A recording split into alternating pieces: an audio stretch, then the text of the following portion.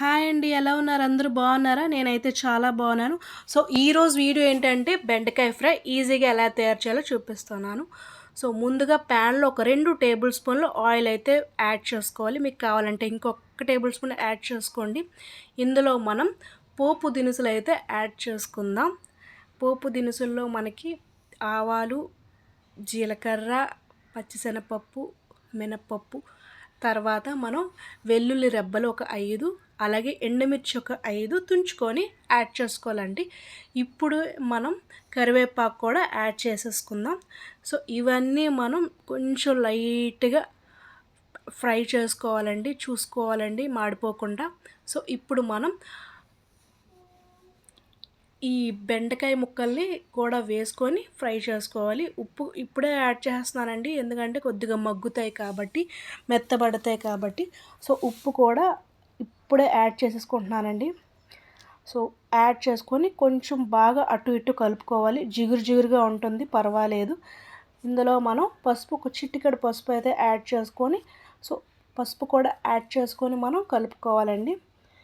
ఇవి ఇంతేనండి. నేను ఇందులో కారం అయితే వేయట్లేదు. ఎండుమిర్చి కారమే సరిపోతుంది. సో, మనం ఎక్కువ గరిటె పెట్టకుండా ఈ ప్యాన్ తోటే మనం అటు ఇటు తిప్పేసుకుంటే బాగుంటుందండి. లేకపోతే అవి చిదిగిపోతాయి.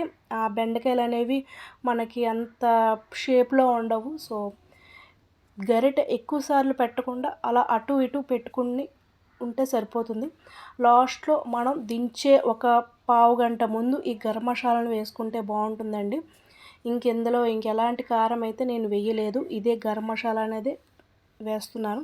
సో, ఇది కూడా వేసుకొని మనం బాగా కలుపుకోవాలండి. మధ్య మధ్యలో చూసుకోవాలి. ఎందుకంటే ఇది మాడిపోతుంది కదా! సో, మూత అయితే పెట్టకూడదండి. మెయిన్ టిప్ ఏంటంటే మూత అయితే పెట్టకూడదు. మూత పెట్టకుండానే మనం కలుపుకోవాలి. ఎందుకంటే మూత పెడితే మనకి ఇంకా జిగురు పెట్టేసి వాటరీగా అయిపోతుంది. సో, ఫ్రై లాగా ఉండదు అస్సలు. సో, చూసారు కదా! అయిపోయింది. కొంచెం ఉడికితే సరిపోతుంది.